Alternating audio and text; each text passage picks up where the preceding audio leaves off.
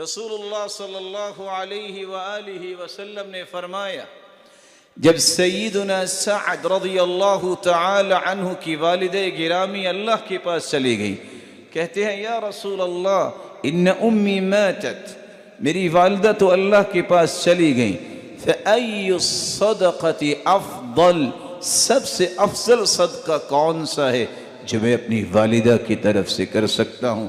قال علیک بالماء، علیک بسقی الماء، لوگوں کے لیے پانی کا بندوبست کرو۔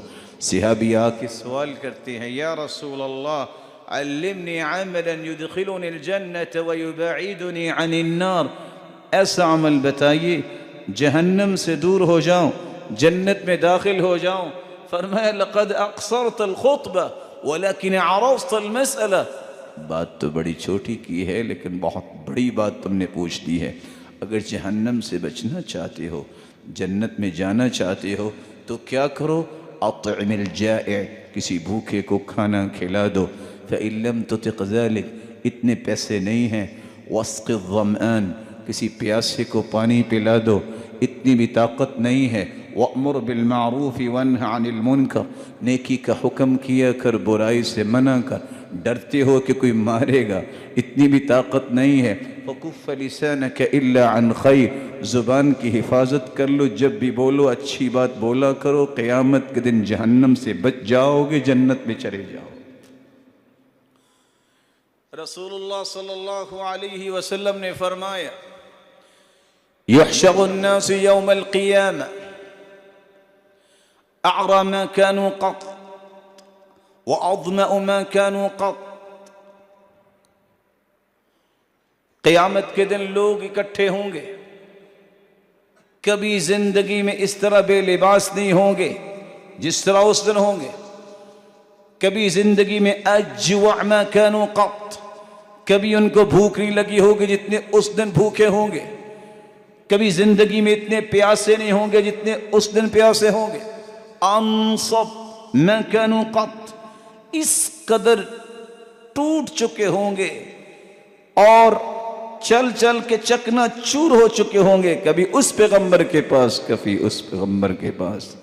لیکن ساتھ ہی اللہ کے رسول صلی اللہ علیہ وسلم نے خوشخبری سنائی، ومن اطعم مسلما اطعمہ اللہ، جس نے دنیا میں کسی کو کھانا کھلایا ہوگا اللہ اس کے کھانے کا بھی بندوبست کریں گے۔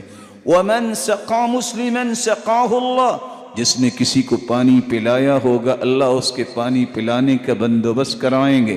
من کسا مسلما کساہ اللہ، جس نے کسی کو لباس دیا ہوگا اس نے اللہ ذوالجلال اس کے لباس کا بندوبست فرمائیں گے۔ ومن عامل للہ، جو دنیا میں تھکتا رہا اللہ کی رضا کے لیے، اعفاہ اللہ، قیامت کے دن اللہ یہ ساری تھکاوٹیں دور فرما دیں گے۔ امام احمد بن حنبل سے اسی لیے تو پوچھا تھا بیٹے نے، یا ابی متی الراحہ، والد گرامی صبح و شام ایک ہی کام ہے، حدیث پڑھنا اور پڑھانا، نیکی کے کام کرنا اور کروانا، آپ راحت کب لیں گے؟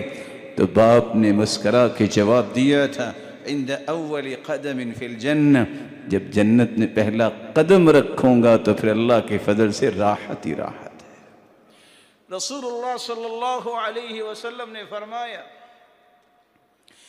ایما مؤمن اطعم مؤمنا اطعمہ اللہ من ثمار الجنہ، جو دنیا میں کسی کو کھانا کھلاتا ہے اللہ جنت کے خوشے اسے عطا فرمائیں گے۔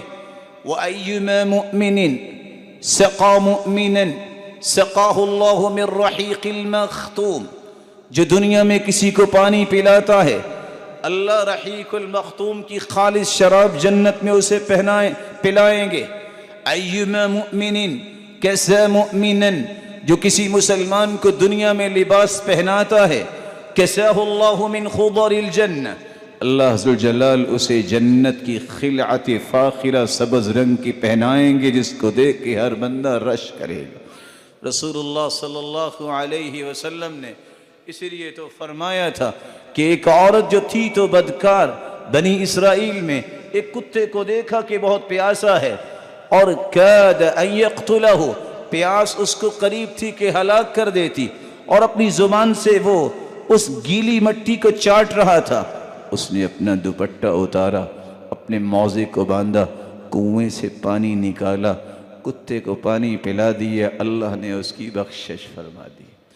اگر کتے کو پانی پلانے والی کی بخشش ہو گئی، ایک مسلمان جو نمازی ہے، جو روزہ رکھنے والا ہے، توحید والا ہے، کسی دوسرے مسلمان کو پانی اگر پلا دے، اس کی بخشش نہیں ہوگی؟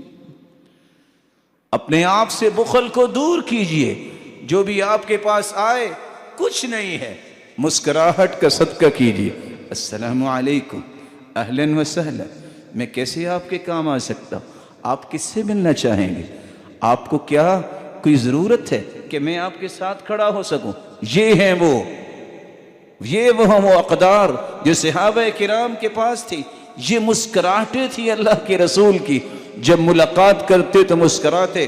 ما تکلم رسول اللہ صلی اللہ علیہ وسلم الا وهو متبسما، آپ جب بھی بات کرتے مسکرا کے بات کرتے، اور سننے والے کو محسوس یہ ہوتا کہ دنیا میں سب سے زیادہ اللہ کے رسول میرے ساتھ ہی محبت کرتے۔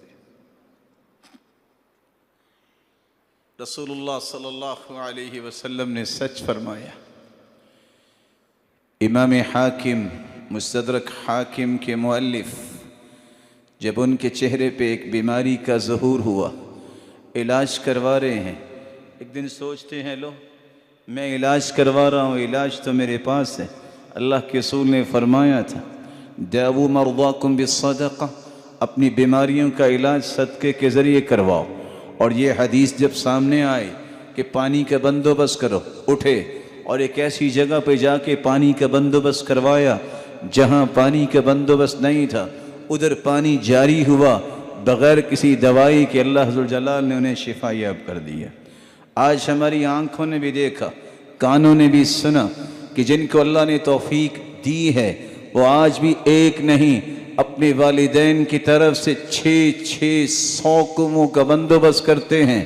کاش کسی شخص کو آج بھی توفیق ملے کہ اس حدیث پہ عمل کرتے وقت 600 نہیں تو کم از کم ان 60 گھروں میں تو پانی پہنچانے کا بندوبست کرے جو بیچارے پانی سے محروم ہیں، اور جن کی نیک اور صالحہ بچیاں 6 سے 4 گھروں کو گزار کے آگے سے پانی بھر کے لاتی ہیں۔ مسلمانوں کو رفاہ عامہ کا کام کیوں سونپ رکھا ہے عہدیداروں کو؟ میں اور آپ بھی ذمہ دار ہیں، مسلمان ہیں، ہمیں بھی ان باتوں کا خیال رکھنا چاہیے۔